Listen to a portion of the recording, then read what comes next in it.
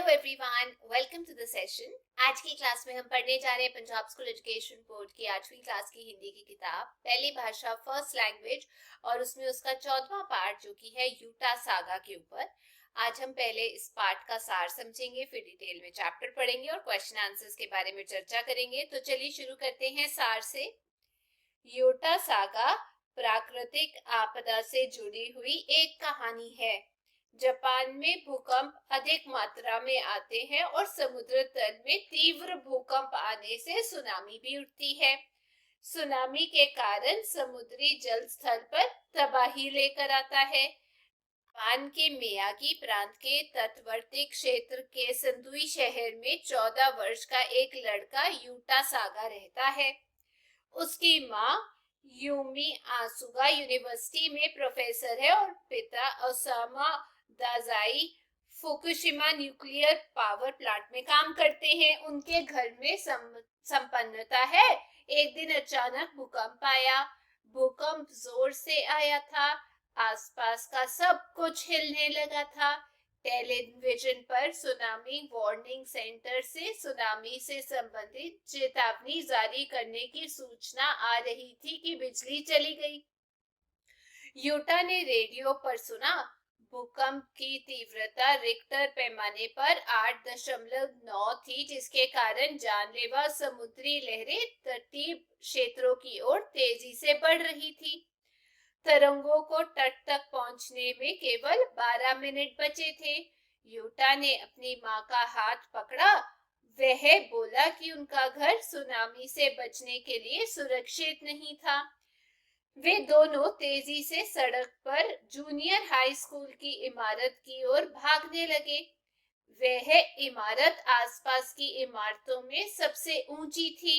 School की सीढ़ियां उन वृद्ध लोगों से अटी पड़ी थी जो ऊपर चढ़ नहीं पा रहे थे। सीढ़ियों पर गिरी एक औरत ने यूटा का हाथ थाम कर कहा कि वह कम से कम उसके छोटे बेटे को तो ऊपर ले जाए। यूटा ने बच्चे को गोद में लिया और अपनी माँ के साथ तीसरी मंजिल पर सुरक्षित जा पहुंचा। फिर वह भागकर नीचे गया और बच्चे की माँ को भी खींचता हुआ ऊपर की ओर लपका। उसी समय सुनामी की भयंकर लहरें वहां पहुंच गई, पर यूटा उस औरत को ऊपर ले आया था। बच्चा अब अपनी माँ की गोद में था। सुनामी की 30 फुट ऊंची लहरें सब कुछ ले गई थी। एयरपोर्ट पर खड़े हवाई जहाज, लोगों से भरी रेलगाड़ी, कारें और लोग सब एक साथ बहे जा रहे थे। सारा शहर डूबता सा दिखाई दे रहा था। अगले दिन बचाव कर्मियों ने स्कूल की इमारत में सुरक्षित लोगों को अस्थायी शरण स्थल में पहुंचा दिया था। लाखों लोग बेघर हो गए थे। वे रोटी पानी के लिए परेशान थे। यूटा के पिता उन्हें ढूंढते हुए उन तक पहुंच गए थे। ये उनके धैर्य और संकल्प की घड़ी थी। पिता को कुछ ही देर बाद वापस न्यूक्लियर पावर प्लांट में वापस जाना था। सुनामी के कारण प्लांट के रिएक्टरों की कूलिंग सिस्टम की बिजली आपूर्ति रुक गई थी, जिससे परमाणु ईंधन ठंडा नहीं रह पाया। रिएक्टरों का तापमान तेजी से बढ़ने के कारण उनमें विस्फोट हो गया, जिससे रेडिएशन सामान्य से कई गुना ज्यादा निकलने लगा था। इससे जापान को ही नहीं बल्कि अन्य देशों को भी खतरा था। फुकुशिमा के 5 लाख लोग शहर छोड़ चुके थे। 1,80,000 लोगों को शहर से दूर राहत शिविर में पहुंचाया गया था। परमाणु विकिरण से त्वचा पर जलन, ठंड लगना, आंखों में जलन, बुखार, अस्थमा, खांसी, बोन तथा फेफड़ों के कैंसर का भय था। प्लांट में 200 कर्मचारी अपनी जान खतरे में डालकर 4 शिफ्ट में काम कर रहे थे। पिता ने ये भी कहा कि उन्हें पता नहीं था कि वे प्लांट से जीवित वापस आएंगे या नहीं। अयूमी ने अपने पति का हौसला बढ़ाते हुए कहा कि उन्हें पता ही था कि जापानी भाषा फुकुशिमा का शाब्दिक अर्थ है भाग्यशाली द्वीप। इसलिए वहां आई मुसीबत से रक्षा करने वाले भाग्यशाली ही हुए। ऐसी आपदाएं उनके राष्ट्रीय चरित्र को नहीं तोड़ सकती थी। देश प्रेम ही उनके सबसे बड़ी संपत्ति थी। यूटा ने भी अपने पिता को परमाणु योद्धा, न्यूक्लियर निंजा कहते हुए उन्हें विदा किया। तो ये था पाठ का सार। अब हम इस पाठ को डिटेल में पढ़ेंगे। 14 वर्षीय यूटा सागा अपने माता पिता की इकलौती संतान है, बच्चा है।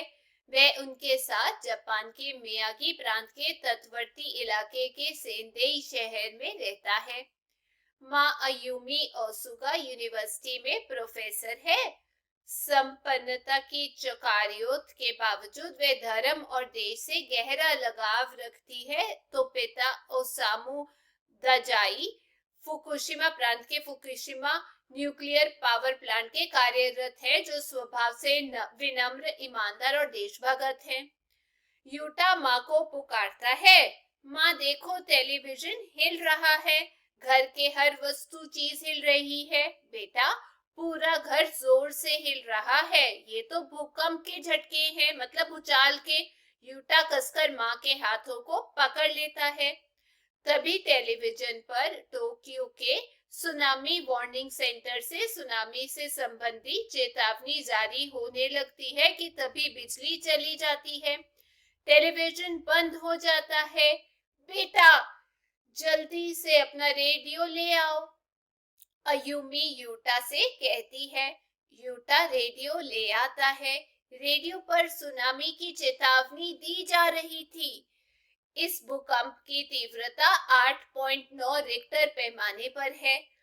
भूकंप जानलेवा लहरों का कारण बनने वाला है। सुनामी वार्निंग सेंटर को सुनामी की संभावना पता करने में 3 मिनट का समय लगा है, तो तटीय इलाकों में रहने वालों के पास केवल 12 मिनट है इस तबाही से बच निकलने के लिए। सुनामी से चेतावनी जारी होती ही अयुमी ओसुगा और यूटा सागा सतर्क, एकदम अलर्ट हो जाते हैं। माँ को खींचते हुए यूटा कहता है, माँ चलो जल्दी से घर से बाहर चलो, सुनामी से बचने के लिए हमारा घर सुरक्षित नहीं है, हमें किसी ऊंची इमारत पर जाना होगा। यूटा व माँ घर से बाहर सड़क पर बेतहाशा भागे जा रहे हैं, सबसे ऊंची जूनियर हाई स्कूल की इमारत की तरफ। सभी लोग घरों से बाहर निकलकर भाग रहे हैं उसी ओर। यूटा और अयुमी स्कूल पहुंचकर देखते हैं कि स्कूल की सीढ़ियां उन बुजुर्गों से अटी पड़ी है, भरी पड़ी है, जो ऊपर नहीं चढ़ पा रहे हैं। कुछ थक कर वहीं बैठ गए हैं और कुछ पड़े पड़े गहरी सांस ले रहे हैं। जब नीचे की मंजिल जान बचाने आए लोगों से पूरी तरह भर गई, तो सीढ़ियां पर धक्का मुक्की तेज हो गई। एक औरत सीढ़ियों पर गिर पड़ी और वह यूटा सागा का हाथ थामकर बोलती, प्लीज कम से कम मेरे बच्चे को तो ले जाओ। यूटा को कुछ नहीं सूझता। वह औरत का बच्चा गोद में थामता है और माँ सहित तीसरी मंजिल पर पहुंच जाता है। अब वे सुरक्षित है। यूटा बच्चे को अपनी माँ को पकड़ाने लगता है तो बच्चा मुस्कुरा देता है। ये देखकर यूटा की आंखों से आंसू छलक आते हैं। माँ, मैं इसकी माँ को भी लेकर आता हूँ, इसे भी माँ की जरूरत है। लेकिन बेटा, अगर अगर अगर सुनामी। माँ, जिंदगी और मौत के बीच केवल 3 मंजिलों का फर्क है, मैं अब भी लौटा। यूटा पूरी शक्ति व स्फूर्ति तेजी से भीड़ को चीरता हुआ नीचे पहुंचता है।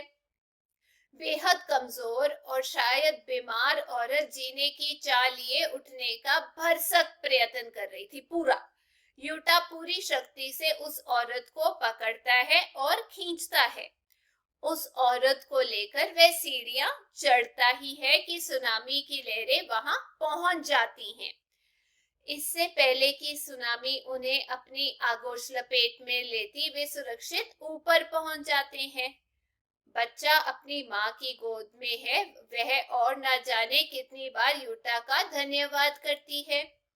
सभी लोग डरे सहमे महाप्रलय का मंजर देख रहे हैं, तबाही का। सुनामी की उठी लहरों ने तटों को लांघकर रिहायशी इलाकों में सब कुछ तबाह कर दिया।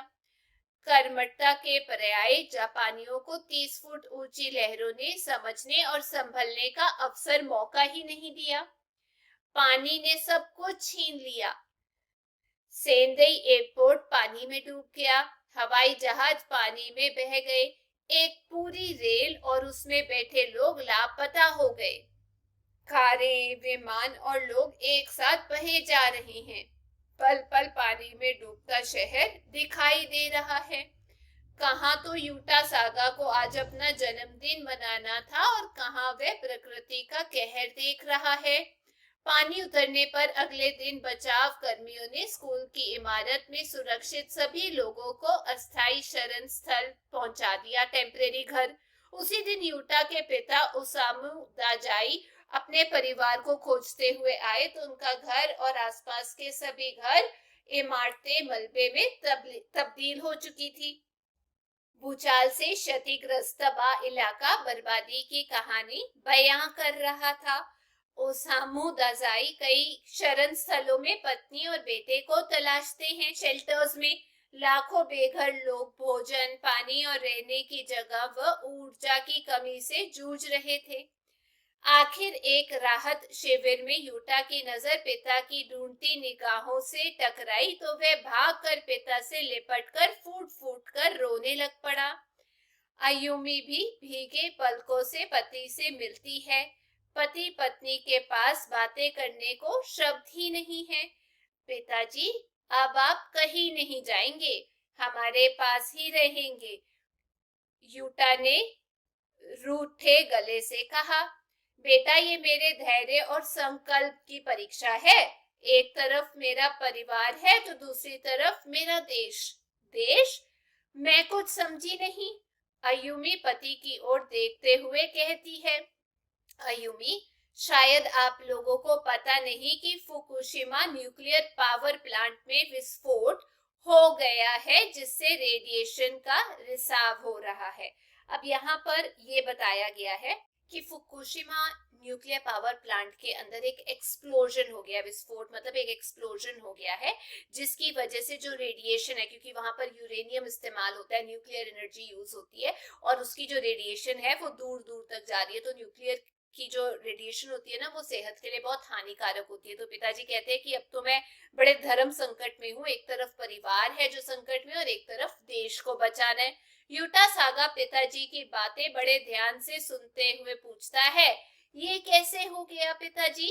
बेटा, भूकंप और उसके बाद आई सुनामी की हाहाकारी लहरों के कारण न्यूक्लियर प्लांट के रिएक्टरों के कूलिंग सिस्टम की बिजली आपूर्ति रुक गई थी, जिससे परमाणु ईंधन को ठंडा नहीं रखा जा सका और रिएक्टरों के अंदर तापमान तेजी से बढ़ने लगा, जिससे उनमें विस्फोट हो गया, जिससे रेडिएशन सामान्य से कई गुना ज्यादा निकलने लगा। इससे हमारे देश को तो खतरा है ही, साथ ही अन्य देशों को भी खतरा है रेडिएशन से। पिताजी थोड़ा सांस लेकर फिर बोलने लगते हैं।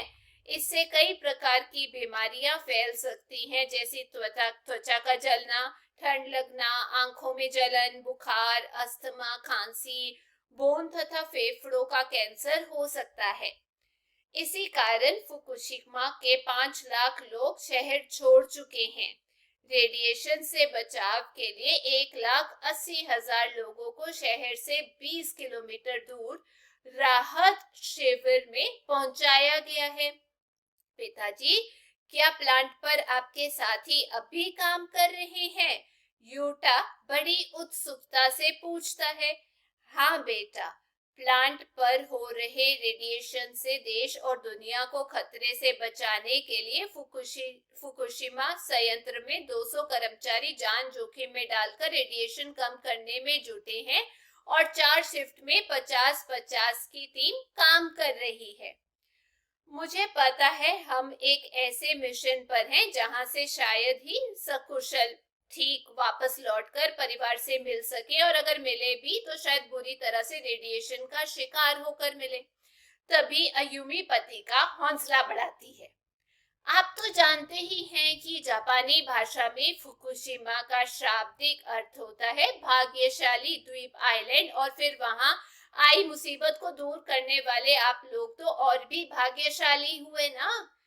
हमारे लिए ये आपदाएं एक अवसर की तरह रही हैं, जिन्होंने हमें फिर उठ खड़े होने के लिए प्रेरित किया है। ये आपदाएं हमारे राष्ट्रीय चरित्र को नहीं तोड़ सकती। यही तो हमारी सबसे बड़ी संपत्ति दौलत है, देश प्रेम है। तभी यूटा भी नम आंखों से पूरे जोश से पिता का साहस बढ़ाता है। पिताजी, आप प्लांट पर जरूर जाए, क्योंकि परिवार से बड़ा देश है और देश से बड़ी दुनिया। आप जाइए पिताजी, आप जाइए। आप तो मेरे न्यूक्लियर निंजा परमाणु योद्धा हैं। Nuclear Ninja. तो वो रोती रोती आंखों से पिताजी को भी बहुत ताकत देता है और बोलता है कि जाइए, आप देश की रक्षा जरूर कीजिए। तो ये था पाठ के बारे में एक चर्चा। शायद आपको पता होगा जापान कहाँ पर है, और जब सुनामी आती है तो कितनी तबाही मचती है। उसकी वजह से जो न्यूक्लियर पावर प्लांट था, उसके जो रिएक्टर्स थे, क्योंकि बिजली चली गई थी तो उनका तापमान बढ़ने लग गया था और रेडिएशंस बाहर निकलनी शुरू हो गई थी, जो काफी सेहत के लिए हानिकारक होती है। तो चलिए अब पाठ के अभ्यास के बारे में चर्चा करते हैं। पहले शब्दार्थ। चकाचौंध का मतलब आंखों का झपकना, चुंधियाने वाली चमक। भूकंप का मतलब भूचाल। बेतहाशा मतलब अचानक और विघ्न पूर्वक, बिना सोचे समझे। आगोश का मतलब गोद में लेना। महाप्रलय मतलब संपूर्ण सृष्टि का नाश। कर्मठता मतलब काम में कुशलता, कर्म निष्ठा।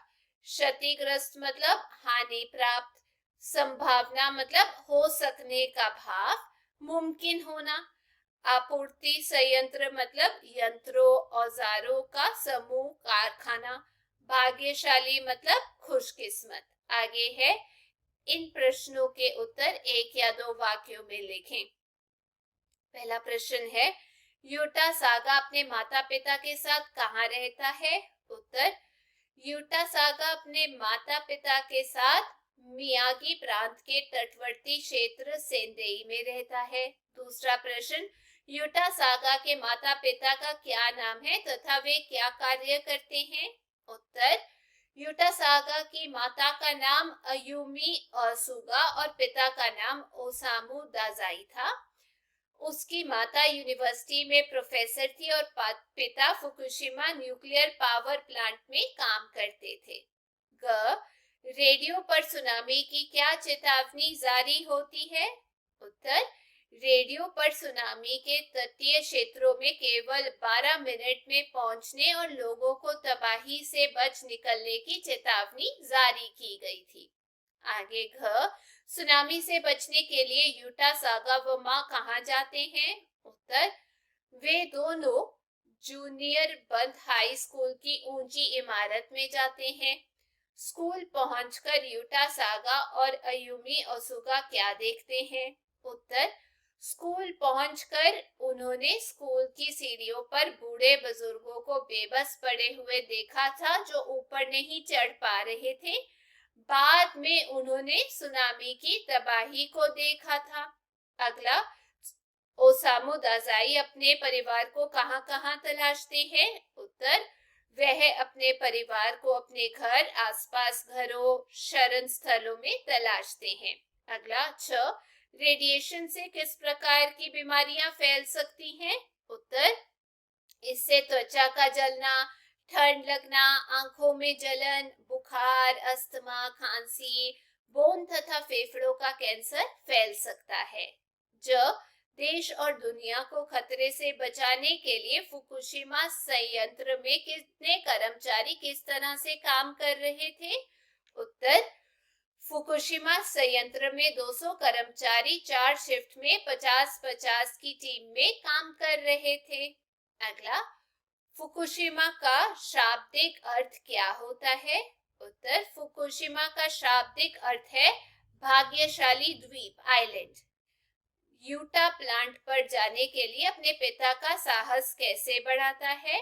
उत्तर, यूटा ने प्लांट पर जाने के लिए अपने पिता से कहा था कि परिवार से बड़ा देश होता है और देश से बड़ी दुनिया होती है। आप तो परमाणु योद्धा यानी न्यूक्लियर निंजा हैं। आप जाइए। आगे इन प्रश्नों के उत्तर 4 या 5 वाक्यों में दें। पहला प्रश्न है, डरे सहमे लोगों द्वारा देखे गए महाप्रलय यानी सुनामी के मंजर का वर्णन करें। उत्तर, सुनामी के भयंकर तांडव को लोगों ने डर से कांपते हुए हृदय से देखा था। महाप्रलय का मंजर ऐसा भयावह था कि 30-30 फुट ऊंची सागर की लहरों ने किसी को कुछ सोचने, समझने और संभलने का मौका ही नहीं दिया था। सेंदई एयरपोर्ट में खड़े हवाई जहाज, यात्रियों से भरी पूरी रेलगाड़ी, कारें, लोग आदि सभी एक साथ बहे जा रहे थे। पूरा शहर डूबता सा दिखाई दे रहा था। फुकुशिमा न्यूक्लियर पावर प्लांट में विस्फोट कैसे हो गया, एक्सप्लोजन कैसे हुआ? फुकुशिमा न्यूक्लियर पावर प्लांट के कूलिंग सिस्टम सुनामी की हाहाकारी लहरों के कारण बिजली आपूर्ति से वंचित हो गए थे, बिजली कट गई थी। इसमें परमाणु ईंधन को ठंडा नहीं रखा जा सका और रिएक्टरों का तापमान तेजी से बढ़ा, इससे उनमें विस्फोट हो गया। अगला, अयुमी पति ओसामू दाजाई का हौसला कैसे बढ़ाती है? उत्तर, अयुमी ने अपने पति ओसामू दाजाई का हौसला बढ़ाते हुए कहा था कि जापानी भाषा में फुकुशिमा का शाब्दिक अर्थ है भाग्यशाली द्वीप होता है। वहां आई मुसीबत को दूर करने वाले वे तो भाग्यशाली थे। आपदाएं तो एक अवसर की तरह आती हैं और फिर से उठ खड़ा होने की प्रेरणा देती हैं। आपदाएं किसी भी प्रकार राष्ट्र चरित्र को नहीं तोड़ सकती, यही सबसे बड़ी संपत्ति है और यही देश प्रेम है। आगे व्याकरण दी गई है।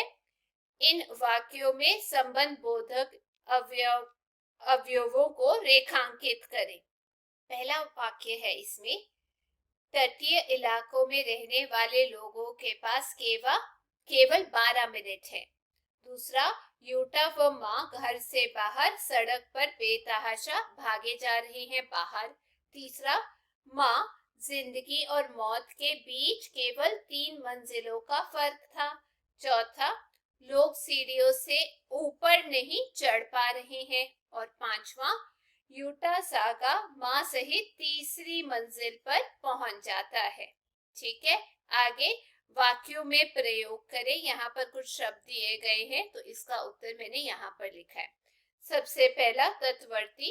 समुद्र के तटवर्ती क्षेत्रों में ना अधिक गर्मी होती है और ना अधिक सर्दी। अगला, सतर्क रहना क्योंकि आगे नदी गहरी है। चेतावनी, आपको चेतावनी दी जाती है कि इसके बाद स्कूटर तेज मत चलाना। विस्फोट, भयंकर विस्फोट ने कार के परखच्चे उड़ा दिए थे। संकल्प, आप संकल्प कीजिए कि आप कभी कोई देश विरोधी बात नहीं करेंगे। अगला, तबाही। बाढ़ ने सारे गांव में भयंकर तबाही मचाई थी। ऊर्जा, सौर ऊर्जा आज के युग में बहुत उपयोगी है। आगे एक वचन बनाएं। तो यहाँ लिखा है मैंने एक वचन, बहुवचन एक वचन। सीढ़ियां का सीढ़ी, बुजुर्गों का बुजुर्ग, वैसे बच्चे का बच्चा, बीमारियां का बीमारी, स्थलों का स्थल, जापानियों का जापानी, वैसे इलाकों के लिए इलाका, मंजिलों के लिए मंजिल, इमारतों के लिए इमारत, आपदाएं के लिए आपदा, लहरों के लिए लहर, तटों के लिए तट। आगे है भाववाचक संज्ञा बनाएं। जैसे विनम्र के लिए विनम्रता, गहरा के लिए गहराई, चढ़ना चढ़ाई, थकना थकावट, वैसे कर्मठ का कर्मठता। आगे विशेषण बनाएं।